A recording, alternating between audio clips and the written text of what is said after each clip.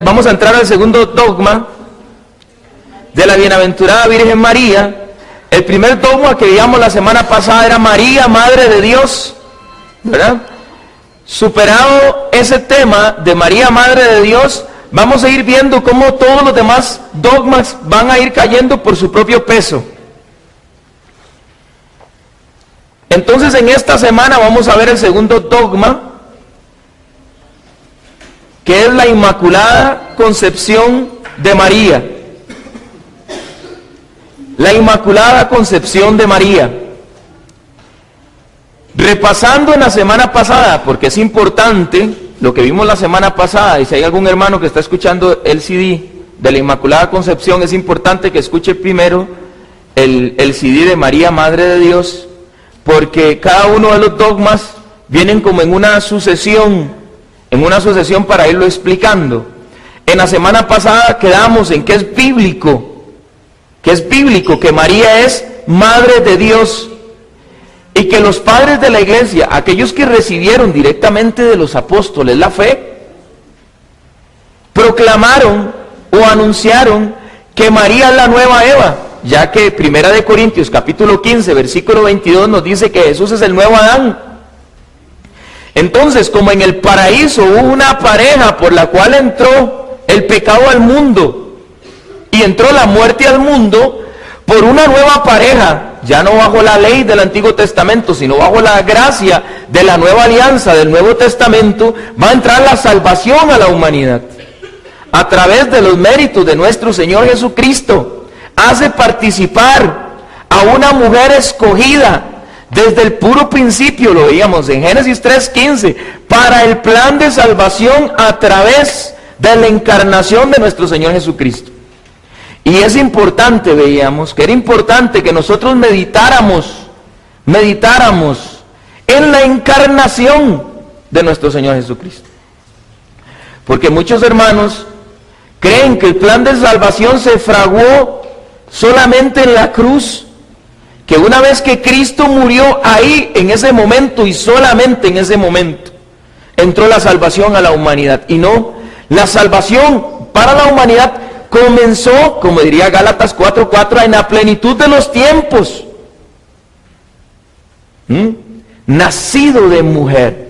Cuando Cristo se encarna, siendo de condición divina, toma carne humana y participa y toma la sustancia humana, la carne humana, y participa con nosotros para podernos dar la redención, la salvación, que viene a culminar en la cruz, pero no solo en la cruz, y ya lo veíamos eso en otros temas de apologética número 1, sino también en la resurrección, porque no se puede quedar en la cruz, porque si no, diría San Pablo, vana sería nuestra fe. Si Cristo no hubiera resucitado, vana sería nuestra fe. Entonces la Iglesia Católica, entendiendo el plan de salvación, desde el momento mismo en que Cristo se encarna, vive con nosotros, muere por nosotros y resucita, todo el plan de salvación. La palabra de Dios no se contradice, sino que la palabra de Dios se complementa. Y veíamos que dogma es ¿qué es dogma? Una verdad de fe revelada, que ya ha existido desde el principio, pero que a través de la promesa de nuestro Señor Jesucristo en San Juan 16, versículo 13, os llevaré a la verdad completa. Cristo es la verdad, yo soy el camino, la verdad y la vida. Entonces esa verdad se dio desde el principio, pero la Iglesia, como custodia de esa verdad, va interpretando, va entendiendo la maravilla de todo el plan de salvación, de toda la divina revelación que ya Cristo nos dio. Entonces un dogma clarifica, defiende la pureza de la fe predicada por nuestro Señor Jesucristo. ¿Estamos claros? Entonces decíamos que un dogma es una verdad de fe revelada. Decíamos también que un dogma para un católico es obligatorio. Nosotros los católicos lo creemos y lo profesamos y punto. Nosotros los católicos no tenemos esa opción que tienen otros hermanos no católicos, que pueden escoger partes sí y partes no. Esto sí lo creo o esto no lo creo. Y si usted no cree lo que yo creo, entonces yo me hago mi iglesia. La iglesia católica no. Para mantener la unidad de la fe, como dice Efesios, capítulo 4, ¿es? Capítulo 4, versículo 2 y siguientes. Una sola fe, un solo Señor, un solo bautismo, un solo Dios, Padre de todos y por todos. Para mantener una unidad de la fe. La iglesia ha profesado los dogmas para que nosotros no nos desviemos en la fe y creamos siempre lo mismo, lo que Cristo reveló, lo que Cristo fundó. ¿Estamos claros? También decíamos que cuando meditamos los dogmas marianos, todos los dogmas marianos son una defensa de la dignidad de Cristo. ¿Estoy gritando mucho? No, me siento cómodo. ¿Ah? Todos los dogmas marianos son una defensa de la dignidad de Cristo. O sea, todas las gracias conferidas a María, precisamente son esas, conferidas por la Santísima Trinidad a la Virgen María. No es algo que la iglesia haya inventado, sino que es algo por los méritos de Jesucristo, su Hijo. Es que María recibe todas estas gracias.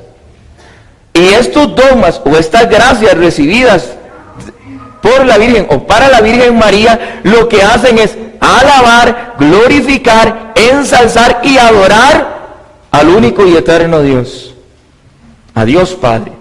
Entonces es importante que nosotros vayamos clarificando todos estos dogmas para que aprendamos a entenderlos y aprendamos a explicarlos. Entonces veíamos que los dogmas marianos son cristocéntricos. Todos los dogmas de la Virgen María son dados por los méritos de Jesucristo. Eso es importante. Por los méritos de Jesucristo, ya lo veíamos. Porque el Padre la escogió como su hija predilecta. Porque Jesucristo se la escogió como su madre, como su mamá. Porque el Espíritu Santo la escogió como su esposa. Entonces toda la Santísima Trinidad tuvo que ver con ella. Entonces es una elección divina. Es una elección divina. Que nosotros en la iglesia lo que hacemos es reconocer esa elección divina que Dios tuvo para un ser humano como la Virgen María, preciosa mujer, orgullo de nuestra raza. No hay, ni hubo, ni habrá una mujer como la Virgen María, de la raza humana como la Virgen María, por debajo de nuestro Señor Jesucristo, por supuesto. Bendita entre todas las mujeres y bendito entre todos los hombres, porque ella llevó en su vientre al Salvador, al Redentor, a Dios, al mismo Dios, ¿verdad? Entonces en ese dogma veíamos que María era el nombre que le dio la iglesia, la Teotocos, ¿de acuerdo? Madre de Dios. Muy bien, vamos a entrar entonces al dogma de la Inmaculada Concepción de María. Es un dogma que declara que por una gracia singular de Dios, María fue preservada de todo pecado desde su concepción. El dogma lo proclamó el Papa Pío IX el 8 de diciembre de 1854. El 8 de diciembre de 1854, en la bula Ineffabilis Deus, y declaró lo siguiente: Ineffabilis Deus. Después se los paso. Declaramos, proclamamos y definimos que la doctrina que sostiene que la Beatísima Virgen María fue preservada inmune de toda mancha de la culpa original en el primer instante de su concepción, por singular gracia y privilegio de Dios omnipotente, en atención a los méritos de Cristo Jesús Salvador. ¿En atención a los méritos de quién? De Cristo Jesús, Salvador del género humano. Está revelada por Dios y debe ser, por tanto, firme y constantemente creída por todos los fieles. Bula Ineffabilis Deus, 8 de diciembre de 1854. ¿Perdón? Pío IX. Pío IX. O sea, es un dogma que tiene poco más de 100 años, 152 años más o menos. Celebramos los 150 años del dogma hace 2 años, no sé si ustedes recuerdan.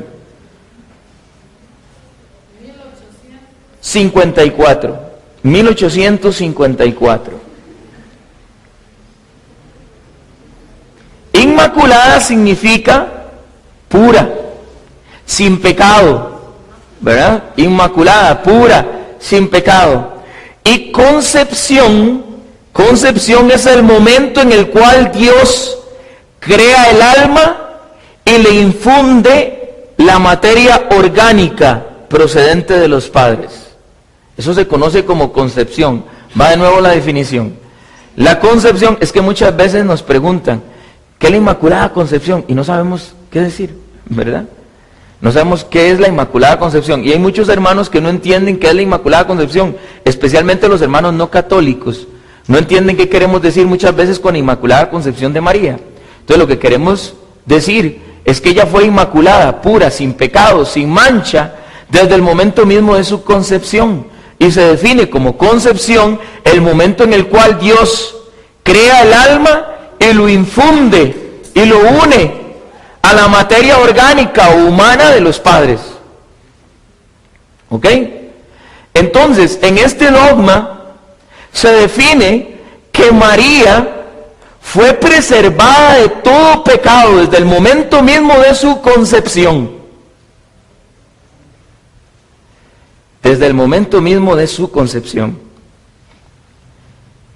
Muy bien. Estamos en materia. ¿Dónde se pone bonito? ¿De dónde tomó la carne y la sangre nuestro Señor Jesucristo? ¿De dónde lo tomó? De la Virgen María. Tomó la carne y la sangre. Pero usted y yo sabemos que todos nacemos con el pecado original. Entonces, si María hubiera traído el pecado original, si María estuviera en pecado, o es una mujer que hubiera pecado, en el momento en que Jesucristo se encarna, Cristo hubiera nacido el 3 veces santo, el Santísimo, el Dios eterno, el Salvador nuestro, hubiera nacido con el pecado original. ¿Ya vieron cómo cayó por su propio peso? En el momento en que se define que María es Madre de Dios, entonces todos los estudiosos, los teólogos de la Iglesia,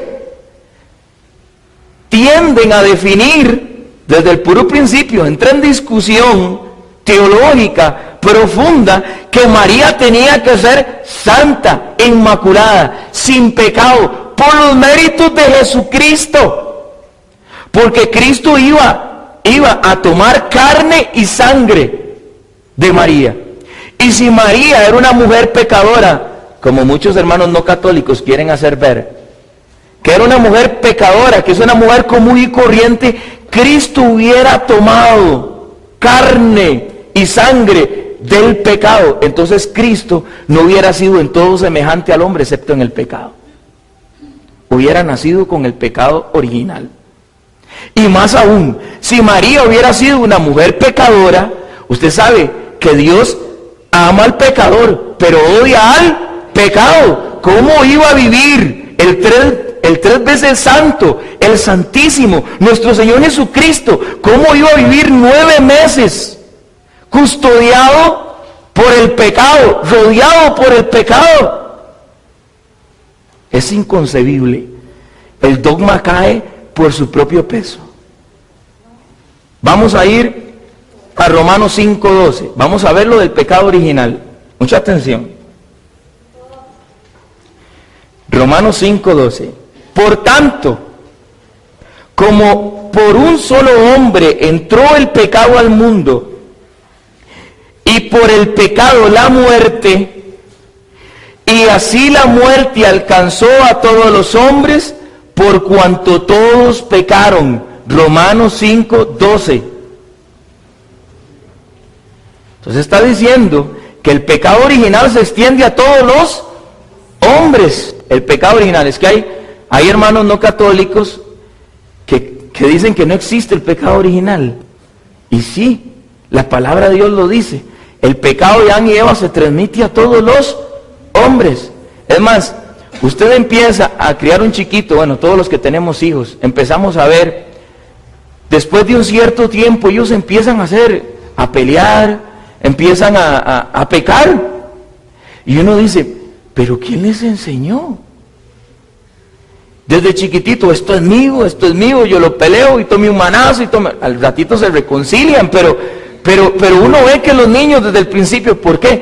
Porque nacimos inclinados al pecado, lo dice el salmista, en el Salmo 51, versículo 7, en el Salmo Mísere del rey David, el rey David dice, mira que en culpa ya nací, pecador me concibió mi madre. Gloria al Padre, al Hijo y al Espíritu Santo. Salmo 51, 7, lo dice otra vez la palabra de Dios. Estamos en el libro de Romanos, capítulo 5, versículo 12. Romanos 5, 14. Con todo reinó de la muerte desde Adán hasta Moisés, aún sobre aquellos que no pecaron con una transgresión semejante a la de Adán, el cual es figura del que había de venir. Romanos 5, 14. Romanos 5, 18. Así pues, como el delito de uno solo atrajo sobre todos los hombres la condenación, así también la obra de justicia de uno solo procura toda la justificación que da la vida. Palabra de Dios. Entonces, si todos nacemos con el pecado original, si todos venimos con el pecado original, Cristo iba a tomar la carne y la sangre de una mujer pecadora, con lo cual no nos hubiera podido salvar. Porque era necesario que fuera, si ustedes recuerdan el libro del Éxodo, un macho cabrío, sin defecto, sin mancha alguna, perfecto para ofrecerlo. En el Antiguo Testamento, para ofrecernos por el perdón de los pecados, el sacerdote presentaba un cordero.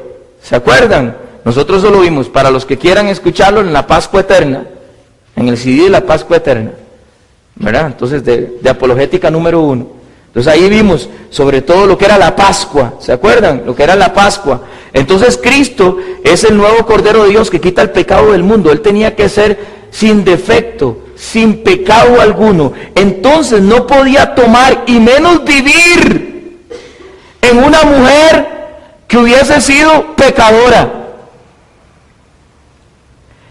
La santidad de Dios no está en discusión. Dios no se mezcla con el pecado. Dios aborrece el pecado.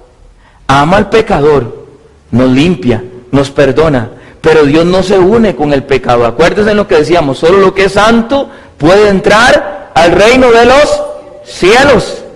¿Se acuerdan? El libro del Apocalipsis. Solo lo que es santo puede entrar al reino de los cielos. Creo que es 21:17.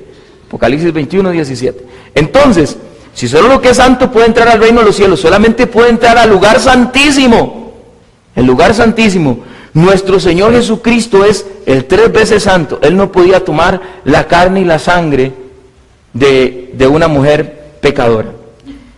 Vamos a Génesis 3, 14, 15. Génesis 3. Entonces Yahvé dijo Dios a la serpiente, esto lo vimos la semana pasada, por haber hecho esto, maldita sea entre todas las bestias y entre todos los animales del campo. Sobre tu vientre caminarás y polvo comerás todos los días. Enemistad pondré entre ti y la mujer,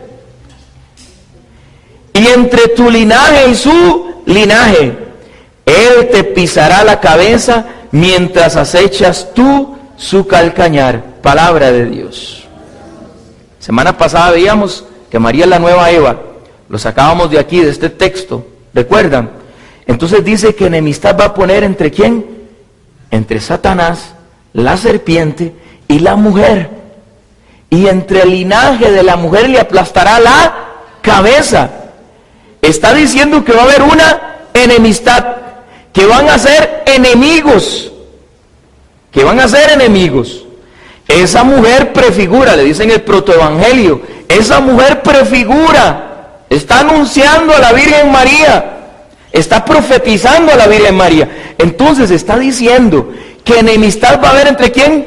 Entre la mujer, y, estamos aquí, entre la mujer y Satanás y la serpiente. Si María hubiera pecado, significa que esa mujer que está profetizando la palabra de Dios hubiera tenido amistad con Satanás. Entonces se hubiera caído la profecía desde el inicio. Desde Génesis 3:15 se está diciendo que va a haber una enemistad. Van a ser enemigos. Es radical. Si María en algún momento hubiera pecado, entonces hubiera tenido amistad, entonces la palabra de Dios no se hubiera cumplido. Entonces Dios se hubiera equivocado. Y vean que desde el puro inicio, desde Génesis 3:15, está prefigurando la Inmaculada Concepción de María, porque dice, enemistad pondré entre ti y la mujer, entre tu linaje y su linaje, o sea, la descendencia de Satanás y la descendencia de aquella mujer, Jesucristo, y a través de Jesucristo todos nosotros, hijos del Padre adoptivos por los méritos de Jesucristo, y Él te pisará la cabeza. Por eso es que ustedes ven en las imágenes, creo que es el de la Inmaculada Concepción de María, precisamente, en que aparece una serpiente. Ustedes lo han visto en las imágenes de la Virgen María. Aparece una serpiente y la Virgen María tiene el pie puesto sobre la serpiente. ¿Ven cómo las imágenes predican? Cada vez que ustedes ven una imagen de eso, ustedes se acuerdan, Génesis 3:15. Génesis 3:15. Entonces, desde el puro principio, estamos viendo de que Dios profetizó que aquella mujer iba a ser inmaculada, santa, pura, para que viniera el Salvador, para que Jesucristo tomara carne y sangre santas, para pudiera cumplir con la misión de salvarnos por la entrega de su carne y de su sangre en la cruz. ¿Ven cómo todo cae por su propio peso? De todas formas, ese es el plan original de Dios. Usted lo puede leer en Efesios 1, versículo 3 al 6. Oiga qué lindo este pasaje. Efesios 1, oiga lo que nos dice San Pablo en Efesios 1, versículo 3 al 6. Bendito sea el Dios y Padre de nuestro Señor Jesucristo, que nos ha bendecido con toda clase de bendiciones espirituales. ¿Que nos ha bendecido con qué? Con toda clase de bendiciones espirituales en los cielos en Cristo. Vea cómo continúa diciendo, versículo 4. Por cuanto nos ha elegido en Él, antes de la fundación del mundo. Oiga, nos ha elegido a todos en Él, antes de la fundación del mundo, para ser santos e inmaculados en su presencia en el amor, eligiéndonos de antemano para ser sus hijos adoptivos por medio de Jesucristo, según el beneplácito de su voluntad, para alabanza de la gloria de su gracia, con la que nos agració en el amado. Palabra de Dios. Qué linda cita. Entonces, ¿qué dice que era el plan de Dios? Que desde el principio de los tiempos, desde el puro principio nos escogió Dios para que seamos ¿qué? Santos e inmaculados en su presencia, para ser hijos de Dios. Entonces usted y yo, si hemos sido desde el principio de los tiempos escogidos para ser santos e inmaculados por los méritos de Jesucristo, cuánto más la madre de nuestro Señor Jesucristo, que le dio la carne y la sangre, fue desde el principio de los tiempos, desde Génesis 3:15, escogida para que sea santa e inmaculada, madre del Salvador, del Dios con nosotros, el Emmanuel. rudo. Pero así es. Nuestra Madre Santísima, profetizada desde Génesis 3:15, santa e inmaculada, enemistad perpetua, permanente y por siempre contra Satanás, contra la serpiente. ¿Por los méritos de quién? De Jesucristo, de quien iba a tomar su carne y su sangre. Entonces vienen los hermanos no católicos y entonces nos salen con Romanos capítulo 3, versículo 6. Entonces ellos ponen la objeción de Romanos 3:6. Y en Romanos 3:6 dice, por cuanto todos pecaron. Romanos 3:6 dice, por cuanto todos pecaron, todos están privados. Romanos capítulo 3, versículo 6. Vamos a buscarlo. Sí. Es 3:6. 3:23. 3:23. Ok. Por cuanto todos pecaron, todos están privados de la gracia de Dios. Vamos a ver. Romanos 3:23. Todos pecaron y están privados de la gloria de Dios. Entonces nuestros hermanos no católicos dicen, como son todos pecaron, eso incluye a la Virgen María. Porque todos pecaron, todos están privados de la gracia de Dios. Es que en el contexto actual, como todos hemos pecado alguna vez, ¿verdad? Como usted y yo hemos pecado todos alguna vez, y algunos con frecuencia, pecamos con frecuencia, entonces decimos, es imposible que la Virgen María viviera sin pecado. Es que es imposible. La palabra de Dios lo dice, por cuanto todos pecaron. Entonces uno trata de entenderlo desde el plan actual. Pero desde el principio de los tiempos ese no es el plan de Dios. ¿Qué nos dice Efesios 1, capítulo 3? Que nos ha escogido desde el principio para que seamos santos e inmaculados. Adán y Eva fueron creados santos e inmaculados para que no pecaran. El plan de Dios desde el puro principio era, y el perfecto plan de Dios era que viviéramos en el paraíso, santos e inmaculados, sin que el pecado entrara. Entonces Dios había creado a Adán y Eva santos e inmaculados y les dio libre albedrío y les digo, pueden disfrutar de todo excepto de aquel árbol, que si comes de aquel árbol de seguro morirás. ¿Se acuerdan?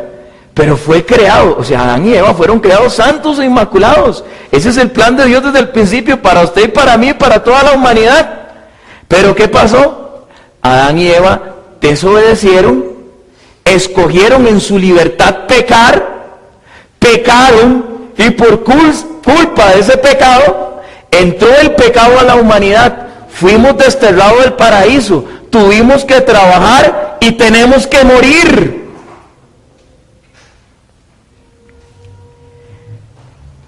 Si Dios Padre desde el puro inicio escogió a Adán y Eva como santos e inmaculados y les dio esa gracia, la gracia de vivir siempre en su presencia, porque ese es su plan de amor, pero ellos, nuestros padres, pecaron y fueron desterrados del paraíso.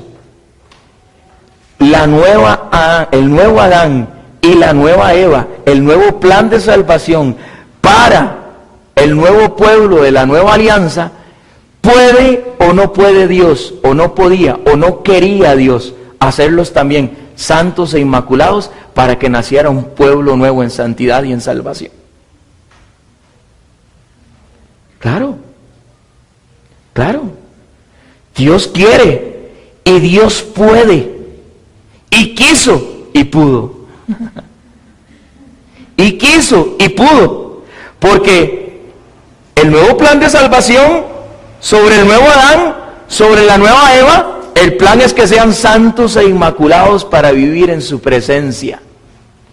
Claro, nosotros, desde nuestra vida en que hemos pecado y todo, decimos que es imposible. Pero para Dios no hay nada imposible, porque Él está fraguando el nuevo plan.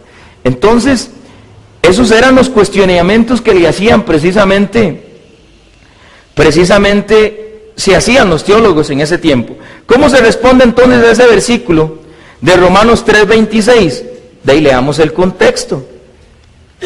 Dice la palabra de Dios, si usted quiere leer del versículo 10. Pues ya demostramos que tanto judíos como griegos están todos bajo el pecado, como dice la Escritura. No hay quien sea justo, ni siquiera uno. ¿Qué dice? No hay ni un solo justo. No hay un sensato, no hay quien busque a Dios. Todos se desviaron, a una se corrompieron. No hay quien no hay siquiera uno. Sepulcro abierto es su garganta. Bueno, ahí sigue diciendo todo el contexto de Romanos 3:23. Continuamos versículo 19. Ahora bien sabemos que cuanto dice la ley, lo dice para los que están bajo la ley, para que toda boca enmudezca y el mundo entero se reconozca reo ante Dios, ya que nadie será justificado ante Él por las obras de la ley, pues la ley no da sino el conocimiento del pecado. Sigue con el versículo 21. Pero ahora, independientemente de la ley, la justicia de Dios se ha manifestado, testiguada por la ley y los profetas. Justicia de Dios por la fe en Jesucristo, para todos los que creen, pues no hay diferencia. Todos pecaron y están privados de la gloria de Dios, palabra de Dios. Ahí puede seguir usted leyendo.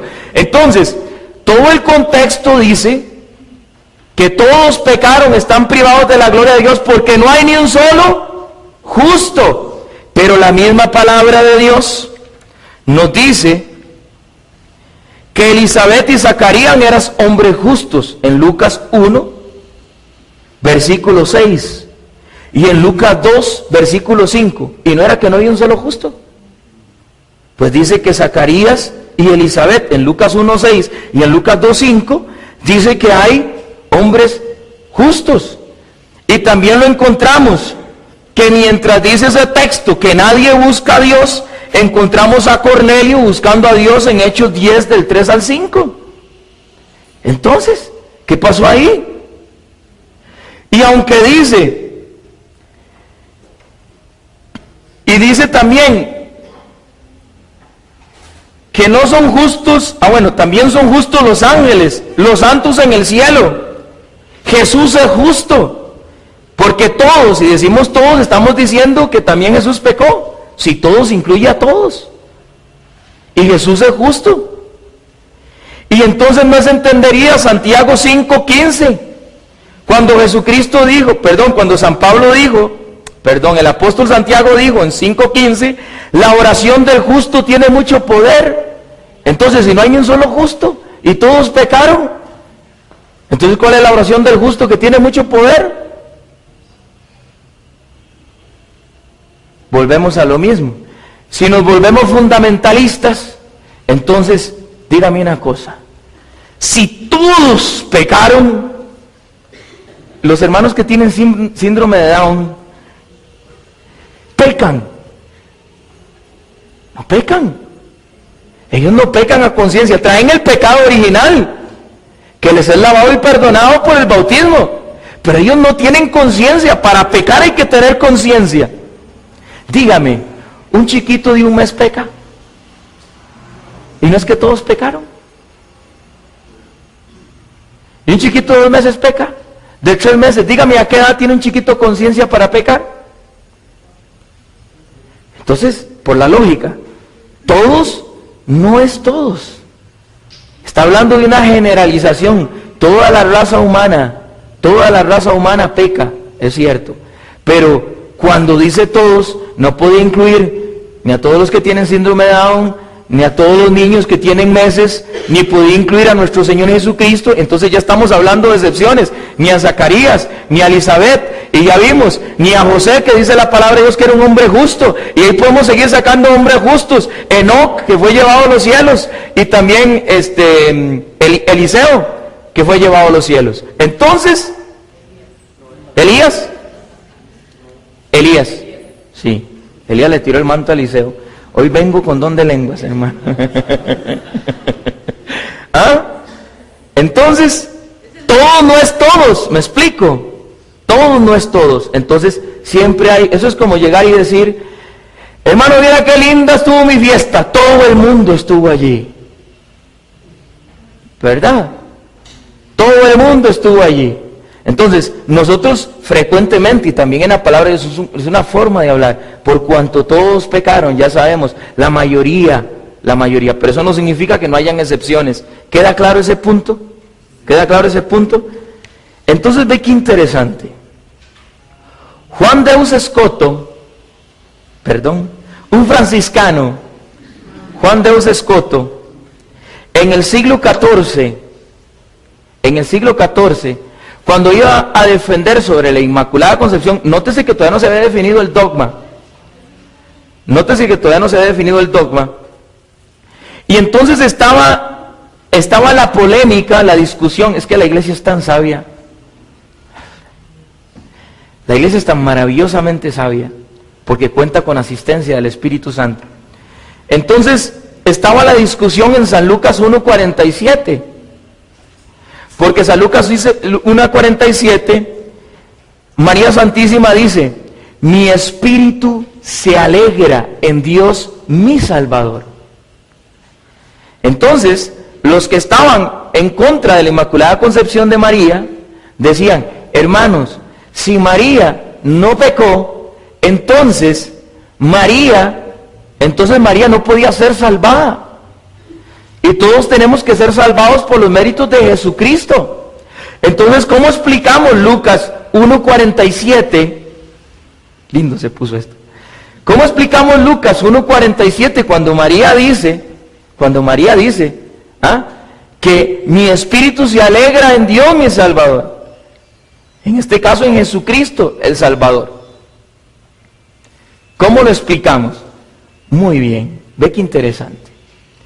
Hay dos maneras de ser salvos. Se lo voy a explicar. Una manera es ser salvado propiamente, ser salvado, rescatado. Y otra manera es el que evite que usted peque. Voy a explicárselo de nuevo. Juegue nuevo. Y ahorita se lo digo en las palabras de la iglesia. Si usted se cae en una piscina y necesita salvación, yo me tiro y lo saco de la piscina, ¿cierto? Pero hay otra forma de salvarlo a usted, evitando que usted se tire. ¿Me expliqué? Si usted no sabe nadar, yo sé que usted no sabe nadar, yo lo salvo antes de que usted se tire. Y la otra forma es ser rescatado cuando ya me tiré. Todos nosotros ya nos tiramos. Entonces hemos sido salvados por los méritos de Jesucristo ya estando ahogándonos. Pero María Santísima, por los méritos de Jesucristo, fue salva antes de que se tirara. El Señor la guardó, la salvó antes de que se tire, la salvó de que se ahogue. Por los méritos fue preservada del pecado. Esa es la palabra que se le dice. No quería usarla para leerla, pero ya la metió. Entonces, fue preservada del pecado por los méritos de ¿quién? De Jesucristo, porque Cristo iba a tomar la carne y la sangre de la Virgen Santísima. Entonces ella fue preservada del pecado y nosotros fuimos salvos por rescate del pecado. ¿Por los méritos de quién? De Jesucristo, porque Dios es el dueño del tiempo y del espacio. Dios es el dueño del tiempo y del espacio. Entonces para Él no hay límite. Como salvó a todos los antes de Jesucristo, antes de la venida de Jesucristo, ya Dios había preparado la salvación para todos los justos, pero en los méritos de ¿quién? De Jesucristo. ¿Cierto? Por la muerte en la cruz. Si ustedes leen bien, dice que Él bajó a los infiernos al infierno, al inferior, a rescatar los espíritus de los encarcelados. Y cuando Él resucitó se los llevó al cielo. Lean ese pasaje para que vean. Entonces, por los méritos de Cristo fueron salvos todos los de antes de Cristo, y somos salvos todos los de después de Cristo. Entonces, María fue salva, claro que sí. La Iglesia Católica reconoce que María fue salva también por los méritos de Jesucristo, ¿verdad? Pero preservándola de caer en el pecado por los méritos de Jesucristo. Entonces, vea cómo el franciscano Juan Deus Escoto, en el siglo XIV, inspirado en algunos teólogos del siglo XII y por el mismo San Francisco de Asís, en el siglo XIII, que era devoto de la Inmaculada Concepción de María, entonces él, dando una exhortación, o cuando iba a hacer el diálogo con los teólogos precisamente sobre esto, él pasó sobre una imagen de la Virgen María, y la oración de él, pasando sobre la imagen, mira qué lindo, la oración que hago yo hoy: oh Virgen Sacrosanta, dadme las palabras propias para hablar bien de ti. En el momento de la defensa que le tocaba defender sobre la Inmaculada Concepción.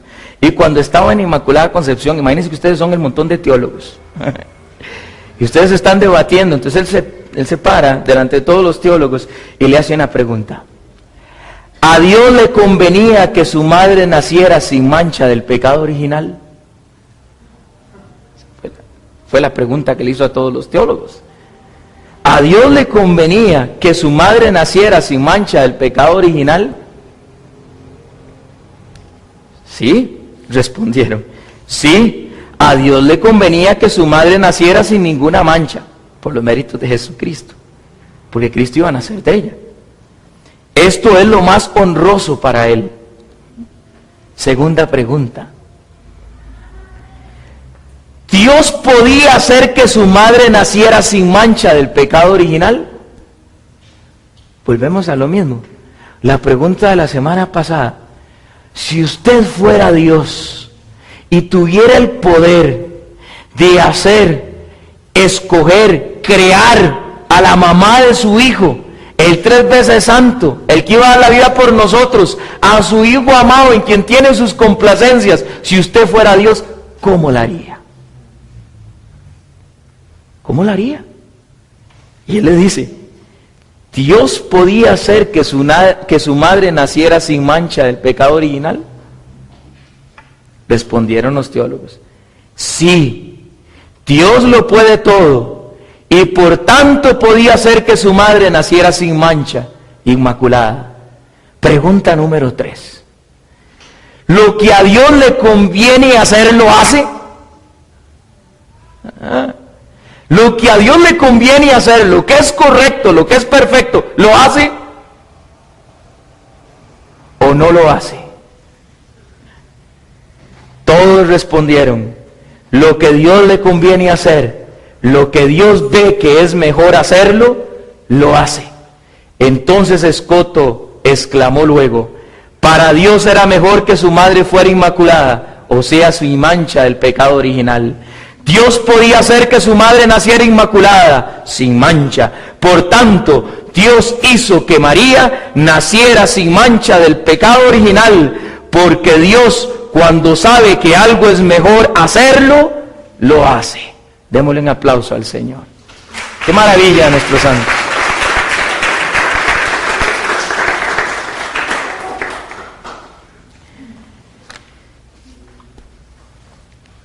Vamos ahora a San Lucas, es importante, San Lucas capítulo 1, seguimos. Ya vimos Génesis 3:15. Vamos a San Lucas capítulo 1, versículo 26. Mucha atención.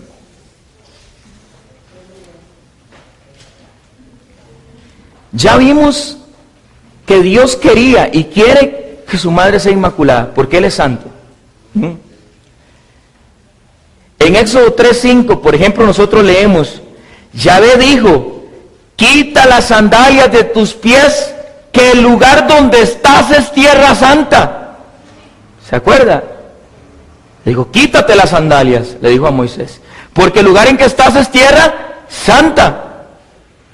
Porque Dios El lugar de Dios es santo. Y ahí solo puede estar lo santo. Eso lo leemos en Éxodo capítulo 3, versículo 5.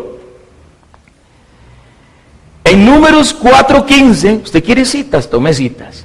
En Números 4:15 dice: cuando Aarón y sus hijos hayan acabado de cubrir el santuario y sus utensilios, todos los utensilios para servir en el santuario de Dios, y sus utensilios todos, y se levante el campamento, vendrán los hijos de Cat para llevarlos, pero sin tocar las cosas santas, no sea que mueran. Tocar las cosas santas, los utensilios santos, lo que está al servicio de Dios en el lugar santísimo, no se podía tocar. No vaya a ser que mueran. Lo que Dios utiliza para su santuario es santo, es santísimo. Acuérdense del sacerdote, del sumo sacerdote, que lo veíamos ¿verdad? En los temas pasados, que el sumo sacerdote solo podía entrar una vez al año. Entonces, todo lo que Dios utiliza es santo, y solo podía entrar lo santo. El sacerdote, el sumo sacerdote, podía entrar una vez al año al lugar santísimo, delante de la presencia de Dios. Iba con una campana y una cuerda, ¿se acuerdan? Entonces él entraba a ofrecer por los pecados, el día de Yom Kippur, por los pecados del pueblo. Si el sacerdote iba indigno, caía muerto. Caía muerto. Entonces lo jalaban con la cuerda. Si no oían la campanita, y el hombre venía tostado.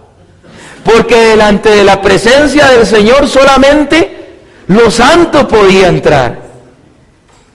Entonces, del santuario en donde estaba el sumo y eterno sacerdote, nuestro Señor Jesucristo, la Virgen Santísima tenía que ser santa. Es un utensilio santo al servicio del santuario de Dios. Tenía que ser pura.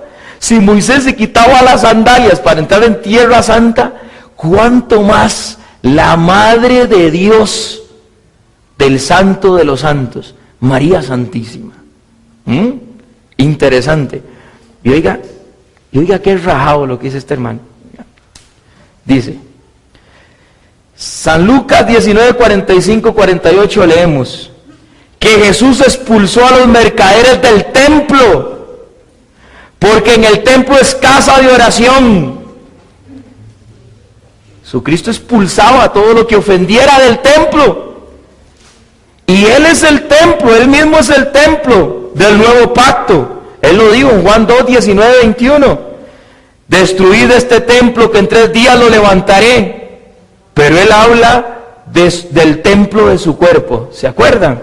Entonces, si ese es el templo de Dios en donde está el Santísimo de los Santos, entonces María Santísima tenía que ser santa. Porque si no hubiera expulsado todos los mercaderes o todo lo que hubiera en ese templo que no agradara a Dios, ¿cierto? Y dice más, oiga qué lindo. Mateo 9, 20, 23.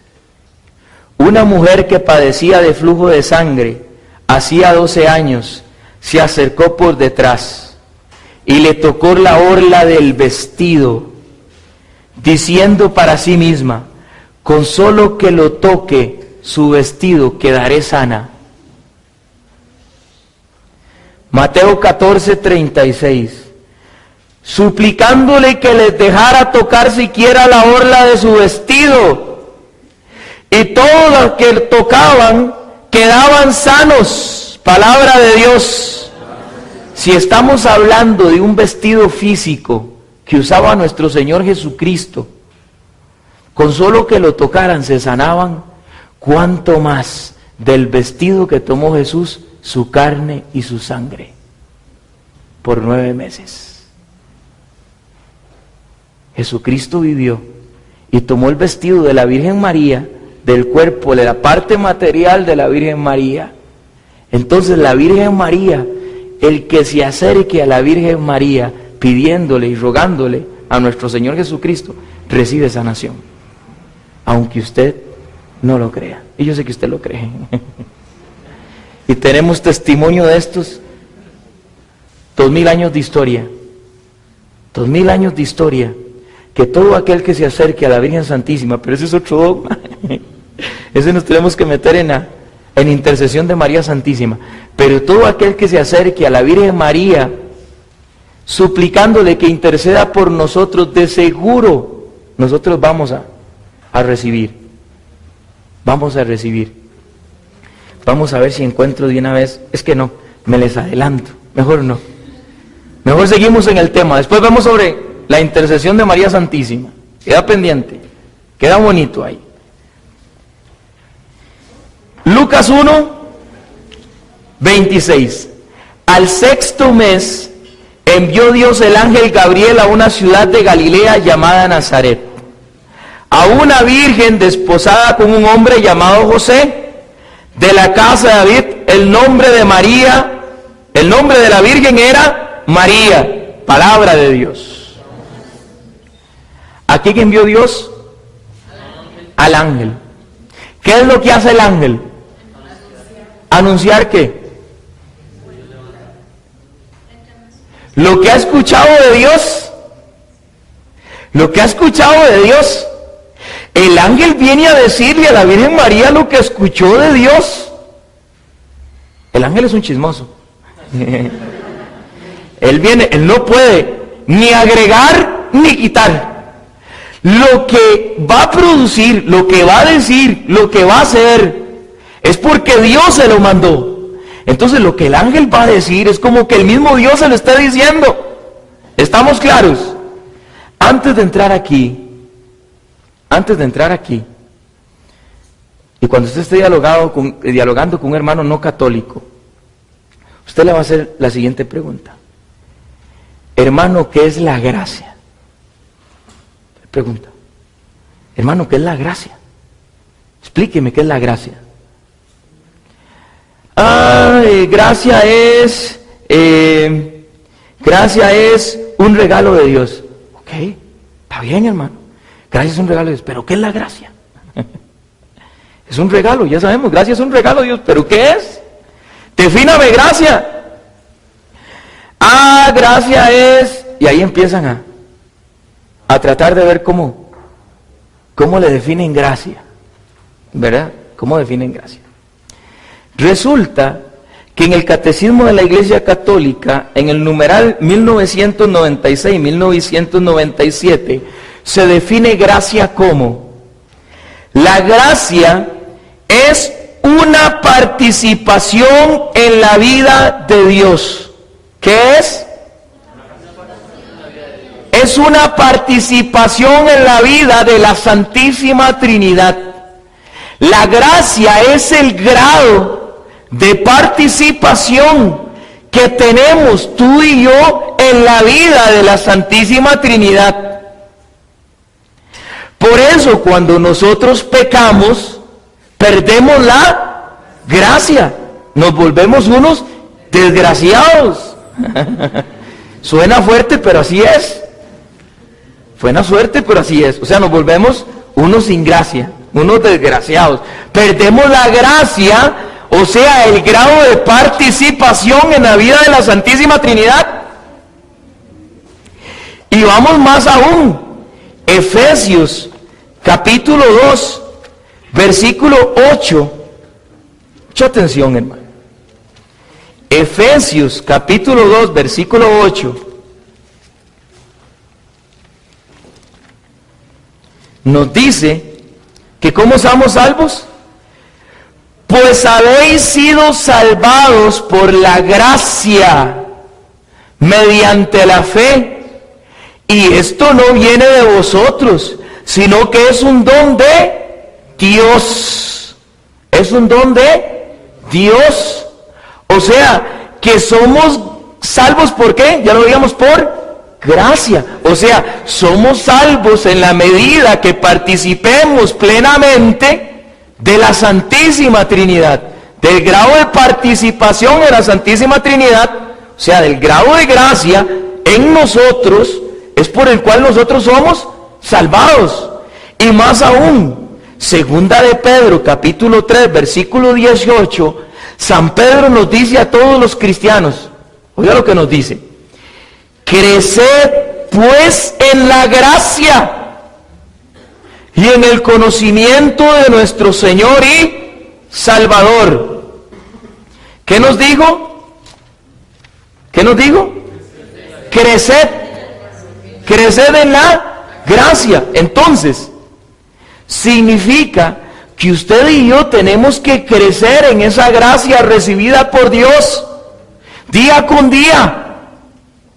Porque ya veíamos, que decían los hermanos no católicos, que la fe no se pierde, o sea, que la salvación no se pierde, lo que ellos decían. Pues sí se pierde, claro que la salvación se pierde. Y día a día usted y yo tenemos que crecer en esa gracia. Un momentito. ¿Y qué le dijo el ángel? Oiga lo que le dijo el ángel. Oiga lo que le dijo el ángel a la Virgen María. En el versículo 28. Y entrando le dijo: alégrate, llena de gracia, el Señor está contigo. Palabra de Dios. ¿Qué le dijo? Llena, full gracia. Hay una mujer, hubo una mujer que existió antes que nosotros, que no necesitaba crecer en gracia, porque ella es la llena de gracia, y eso se lo dijo Dios mismo a través del ángel, la Virgen María. Y la traducción en griego, la traducción que le dice el ángel le dice: Kaire, keharitomen. ¿Se acuerdan? Kaire, keharitomen. Kaire, Dios te salve, alégrate. Kaire es un saludo. ¿Ah? Kaire es un saludo. El ángel llegó y le dijo a la Virgen María, el texto original le dijo: Kaire, keharitomen. Kaire es un saludo. Se traduce salve, salve. Por eso nosotros decimos: Dios te salve, Dios te saluda, María llena de gracia. Dios te salve María, llena eres de gracia. Algunos hermanos no católicos creen que ese salve es que nosotros estamos diciendo: Dios te salve María. ¿Ve? Porque ya necesitaba ser salvada. Creen que ese salve es un salve de salvación. ¡Ve! Error. Oiga, y lo peor, en la radio lo han dicho. Me compartió un hermano que un pastor evangélico en la radio enseñando: mire, hasta los mismos católicos le dicen a María que se salve cuando le dicen Dios te salve María, hermano. Ah, tremendo. Oiga, Kaire es un saludo, salve. Lo que pasa es que es un saludo que no se le daba a cualquiera, sino que ese saludo se le daba a los reyes. Salve César. A Jesucristo le dijeron: salve, en tono de burla, salve Rey de los judíos. ¿Se acuerdan? Salve. Y generalmente iba acompañado de una genuflexión. Cuando una persona entraba delante de un rey, en los tiempos de nuestro Señor Jesucristo, y todavía se practica, digamos en España se practica, cuando se entra delante de un rey, se hace una inclinación de cabeza. Inclusive algunos ponen una rodilla en el suelo. Ponen una rodilla en el suelo. Entonces, ¿qué ocurrió ahí? Es la primera vez que un ángel enviado por Dios se inclina delante de una mujer, porque la está reconociendo como reina, porque ella va a ser la madre del príncipe, del rey. Entonces, cuando el ángel llegó, ¿qué le dijo? Salve, keharitomen. Por eso se explica el versículo siguiente. Ella se conturbó por estas palabras. Ella se asustó, pero ¿qué significa aquel saludo? Así lo dice. Ella se conturbó por estas palabras y se preguntaba, ¿qué significa aquel saludo? Porque le estaba diciendo, salve. Y salve iba acompañada del título. Salve César. César era el título, la función, el gobernador. Salve César. Salve Rey de los judíos. Salve. Entonces el ángel le está dando un título a la Virgen María. Dicen algunos teólogos, y Fernando Casanova, que va por ahí, que le cambió el nombre a la Virgen María, porque le puede haber dicho, salve María, pero no le dijo el nombre, sino que le dijo, salve, caire, que jaritomen, llena de gracia, llena de gracia. Que jaritomen significa, es la única vez que se utiliza en todo el Evangelio. Es la única vez. Y se le aplica a la Virgen María. Que jaritomene. Es la única vez. Y lo que significa, si usted busca en el diccionario griego, significa gracia plena, plenitud de gracia, full gracia, totalmente llena de gracia. Ella no necesitaba crecer en gracia porque fue inmaculada desde el momento mismo de su concepción y fue preservada para que fuera la quejaritomen, la siempre llena de gracia. Un aplauso a María Santísima. Cae de quejaritomen, la llena de gracia. Esto es maravilloso. Esto es maravilloso. Y es más impresionante que se lo diga un ángel que viene de Dios y que le está diciendo a ella la llena de gracia. Con razón la iglesia proclama el dogma de la Inmaculada Concepción. Y más que un nombre es una función. O sea, ella siempre va a estar como la llena de gracia, siempre será la llena de gracia. Con razón Isabel más adelante le dice, bendita entre todas las mujeres. Con razón ella en Lucas 1:48 dice, me llamarán bienaventurada por todas las generaciones. Es extraordinario lo que sucede aquí con la Virgen Santísima. Y vamos más allá todavía. Vamos al libro del Apocalipsis. Capítulo 11, versículo 19. El Apocalipsis es una visión de Dios que le dio el apóstol San Juan. ¿Se acuerdan? Una visión de Dios que le dio el apóstol San Juan.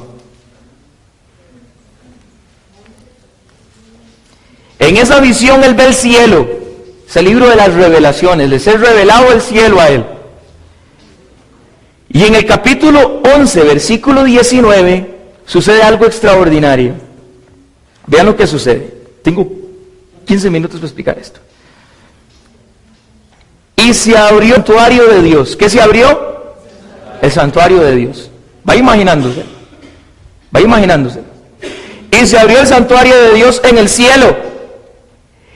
Y apareció el arca de su alianza.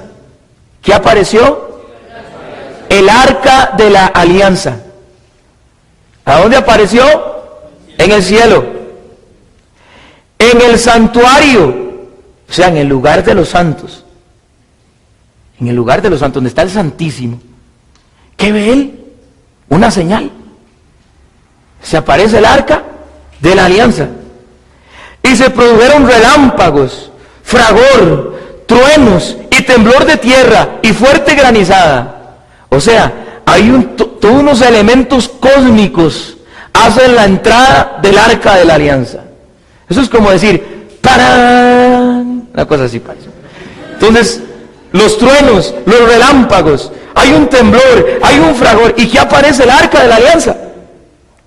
Resulta que el arca de la alianza se había perdido. Ustedes pueden leer el libro de Nehemías y pueden leer. Ellos perdieron el arca de la alianza. En el arca de la alianza estaba Dios mismo. Dios residía en el arca de la alianza. ¿Dónde encontramos eso? Primero vamos a ver qué hay dentro del arca. ¿Está bien? ¿Me permiten? Vamos a abrir el arca. Lo primero que vamos a hacer es que vamos a ver qué era lo que había dentro del arca. Mejor aún, veamos primero cómo era. Vamos a ir a Éxodo. ¿Ok? Vamos a ir primero a Éxodo.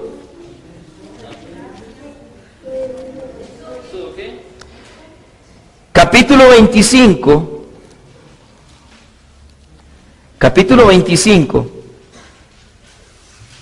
Versículo 8.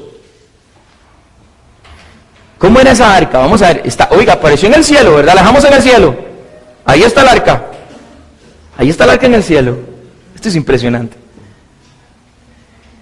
Vamos a ver qué era. ¿Qué tiene esa arca? Dice así: hazme un santuario para que yo habite en medio de ellos. Lo harás conforme al modelo de la morada y el mobiliario que voy a mostrarte. Versículo 10. Capítulo 25, versículo 10.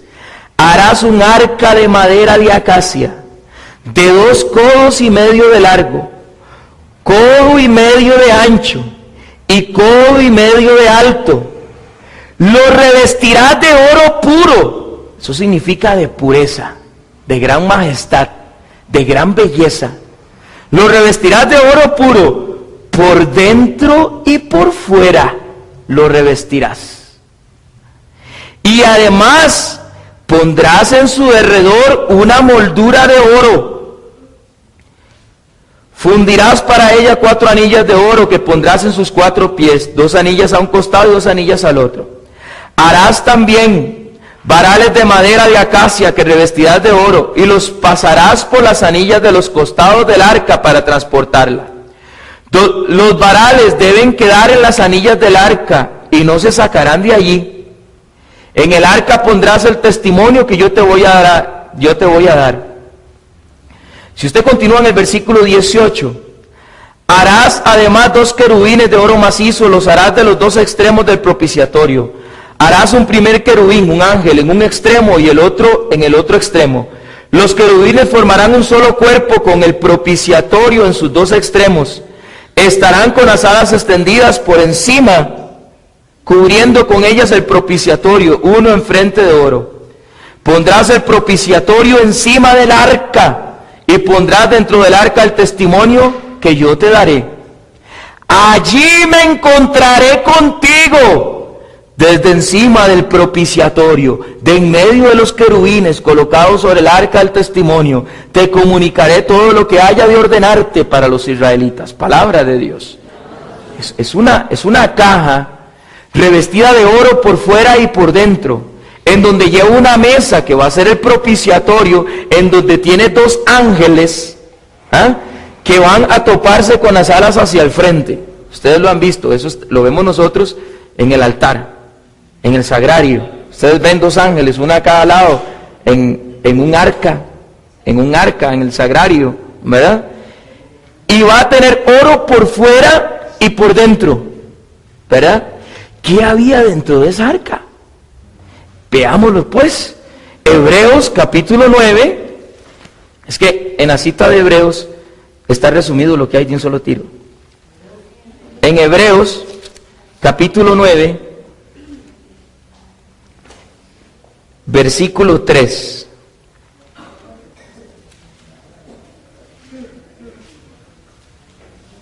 Mucha atención. Ahora vamos a quitar la tapa del propiciatorio, que Dios no lo permita, quitar la tapa del propiciatorio, que conste que nadie podía tocar esa arca. Nadie podía tocar esa arca, porque si alguien tocaba esa arca y era indigno, caía muerto.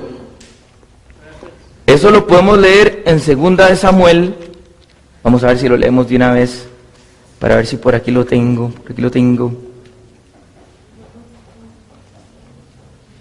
Segunda de Samuel, capítulo, increíble, se me está abriendo la Biblia así. Segunda de Samuel, capítulo 6, versículo 4. Bueno, es el momento, para ubicarlo, es el momento en el cual David lleva el arca a su casa. Él lleva el arca a su casa. Entonces él empieza a danzar, ¿se acuerdan? Danzaba, bailaba enfrente del arca y su esposa se reía, dice la canción, ¿se acuerdan? Entonces vean lo que sucede. Versículo 3, cargaron el arca de Dios en una carreta nueva. Carretera, estoy traumado con las calles de Costa Rica. Carreta nueva. Y lo llevaron de la casa de Abinadab, que está en la loma. Uzá y Agio, que eran sacerdotes, hijos de Abinadab, conducían la carreta con el arca de Dios. Uzá caminaba al lado del arca de Dios y Agio iba delante de ella. David y toda la casa de Israel bailaban delante de Yahvé con todas sus fuerzas, cantando con cítaras, arpas, adufes, sistros y cimbalillos. ¿Qué iban? Cantando, danzando, iban en procesión porque llevaban el arca de Dios, que tenía 2 querubines para aquellos que no les gustan las imágenes. Y danzaban enfrente de las imágenes. Y si usted sigue leyendo, hacían un sacrificio cada 3 metros. Muy feo. Versículo 6. Al llegar a la era de Nacón, extendió Uzá la mano hacia el arca de Dios y la sujetó porque los bueyes amenazaban con volcarla. Entonces la ira de Yahvé se encendió contra Uzá. Allí mismo le hirió Dios por ese atrevimiento y murió allí junto al arca de Dios. Palabra de Dios. Estamos hablando de la presencia de Dios en el arca. Era un lugar santo. El arca tenía algo santo. Era santo. Y tocar el arca indignamente, caía muerto. Es lo que veníamos diciendo. Ahora sí, que hay adentro. Ok, Hebreos capítulo 9, versículo 3. 9.3. Hebreos 9.3. Detrás de la segunda cortina se hallaba la tienda llamada Santo de los Santos. Ahora sí, versículo 4. Que contenía, ya le quitamos la tapa. Ahora sí nos asomamos, con el permiso de nuestro Señor Jesucristo, ya le quitamos la tapa y nos asomamos. Y contenía el altar de oro para el incienso, el arca de la alianza completamente cubierta de oro, y en ella la urna. La urna de oro con el maná. ¿Qué tenía? El maná. Número 2, la vara florecida de Aarón. La vara de Aarón. Y número 3, las tablas de la alianza, o sea, las tablas de la ley. Eso tenía, palabra de Dios. Bueno, ahí sigue diciendo, encima del arca los querubines de la gloria que cubrían con su sombra el propiciatorio. Mas este no es el momento de hablar de todo ello. Número 1, el maná. Acuérdese, el Antiguo Testamento es prefigura del Nuevo Testamento. El Nuevo Testamento siempre supera al Antiguo Testamento. No puede haber una prefigura que sea superior del Antiguo Testamento al Nuevo Testamento. ¿Y qué contenía número 1? El maná. ¿Qué era el maná? El pan vivo bajado del cielo, con el cual Dios alimentó a su pueblo Israel durante 40 años hasta que llegara a la tierra. Ok. Segundo, la vara de Aarón. Es la vara que retoñó. Esa vara en la cual se rebelaron contra Aarón y dijeron, pues todos no somos amigos de Dios. Todos no podemos tener la misma autoridad de Dios. Entonces, ¿por qué tú nos mandas? Entonces Aarón fue y habló con Dios y Dios le dijo, que cada quien traiga una vara, aquella que retoñe, en esa está la autoridad. Y la que retoñó fue la vara de Aarón, y los demás fueron castigados. Entonces simboliza la autoridad sacerdotal, la autoridad sacerdotal. Y número 3, las tablas de la ley. Las tablas de la ley, o sea, la palabra de Dios del Antiguo Testamento, los 10 mandamientos. Ahora vamos al Nuevo Testamento. ¿Quién es el pan vivo bajado del cielo? Yo soy el pan vivo bajado del cielo. Jesucristo es el pan vivo bajado del cielo. Nosotros lo tenemos en la Santa Eucaristía. San Juan 6:54, el que come mi cuerpo y bebe mi sangre tiene vida eterna y yo le resucitaré en el último día.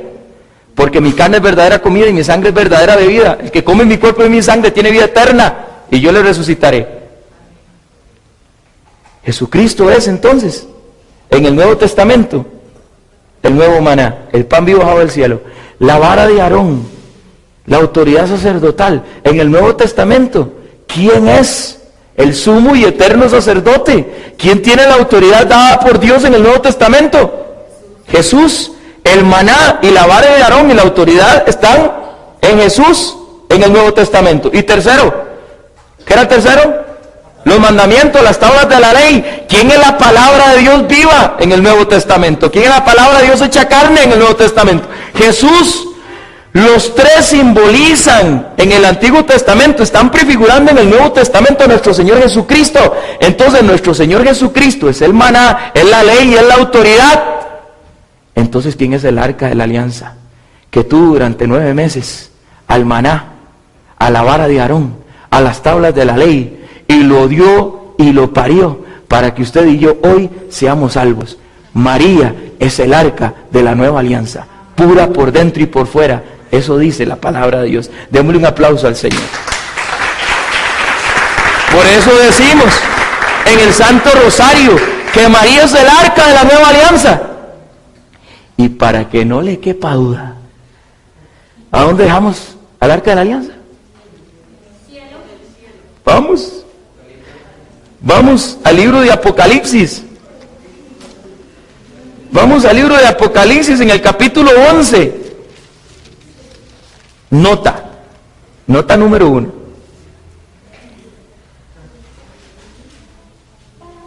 La escritura no traía los capítulos y los versículos. Por eso es que ustedes ven que en los documentos de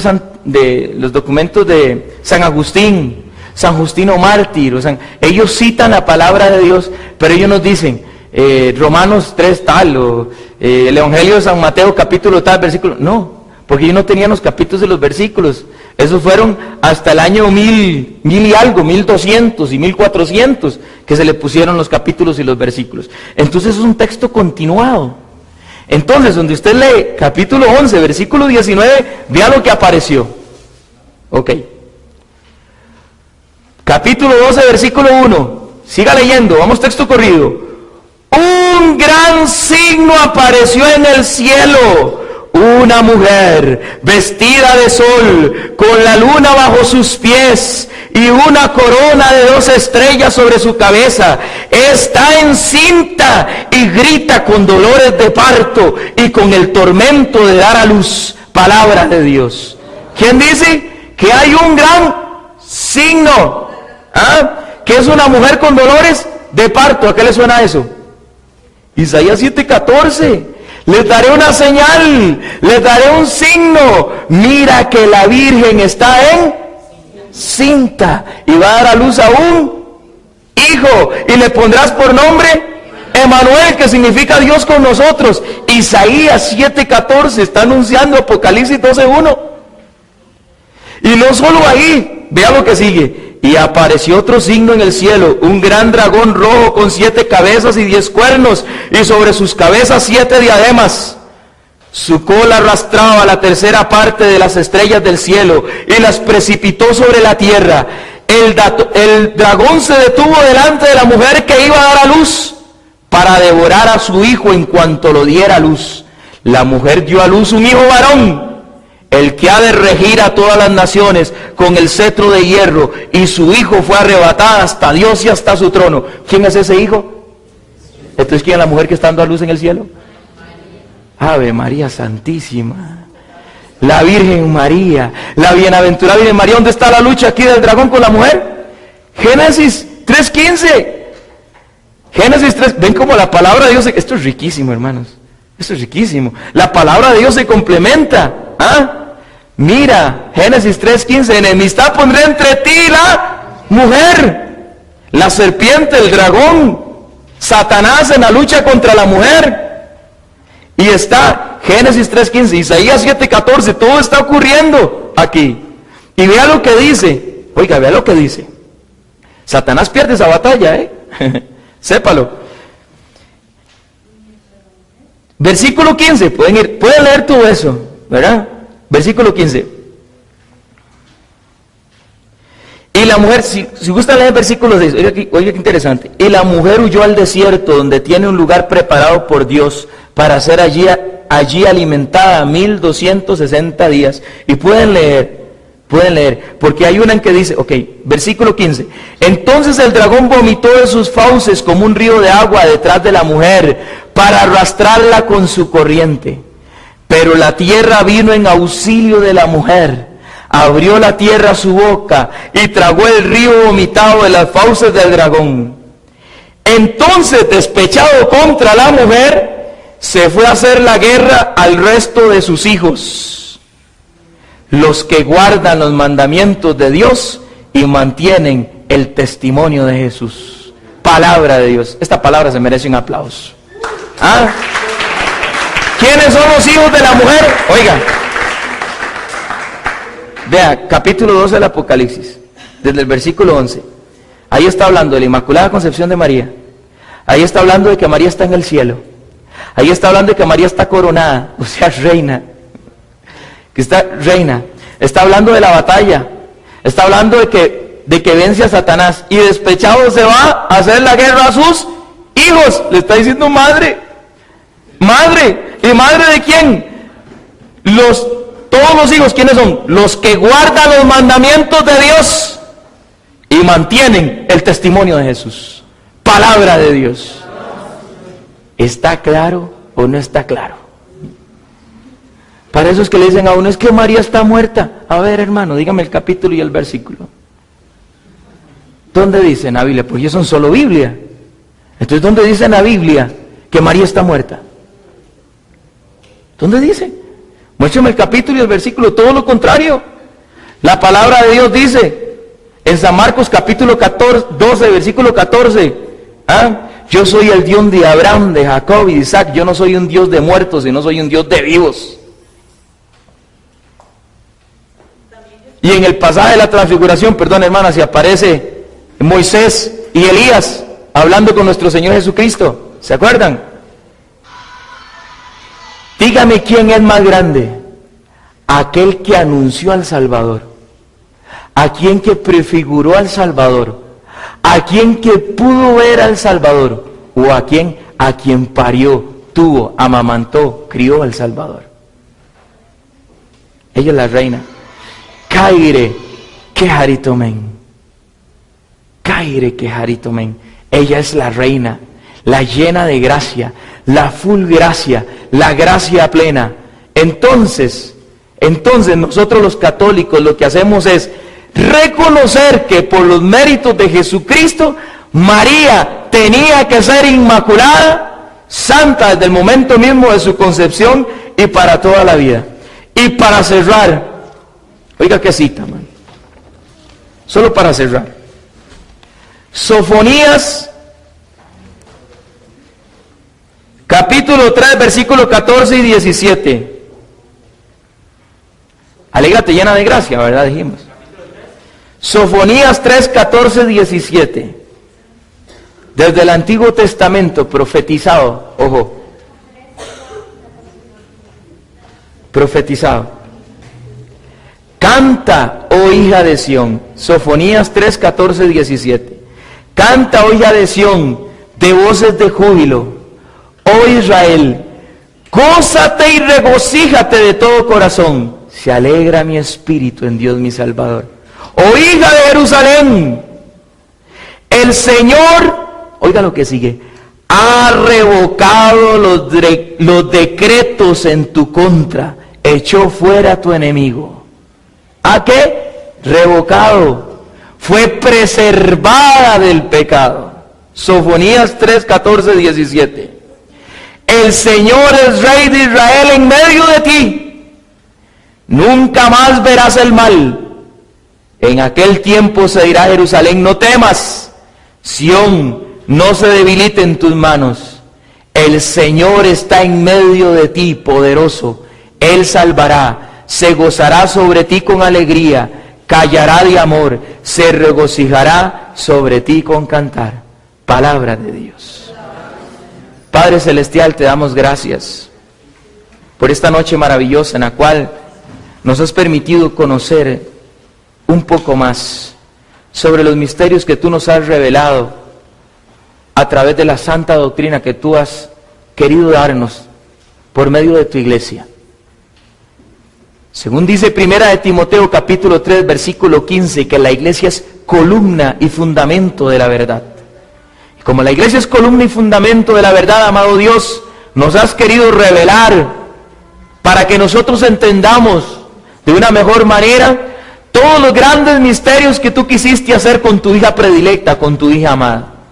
Y ya vemos que tú quisiste, amado Dios, por amor a tu hijo y por los méritos de tu hijo, nacer, que tu hijo naciera, tomara carne humana por medio de la bienaventurada Virgen María, aquella a la cual tú enviaste al ángel a decirle llena de gracia. Hoy no nos queda más que como pueblo de Dios, que como hijos de Dios, que como hijos de la iglesia, reconocer las grandes maravillas que tú has querido hacer a través de la Virgen María. Oh Señor, te pedimos que nosotros podamos, al igual que la Virgen María, ser dóciles a la voluntad del Padre. Y al igual que ella podamos decir, he aquí la esclava del Señor, hágase en mí según tu palabra. Y el Verbo de Dios se hizo carne y habitó entre nosotros para la salvación del mundo. Amén y amén. En el nombre del Padre, del Hijo y del Espíritu Santo. Amén. Vamos a entrar al segundo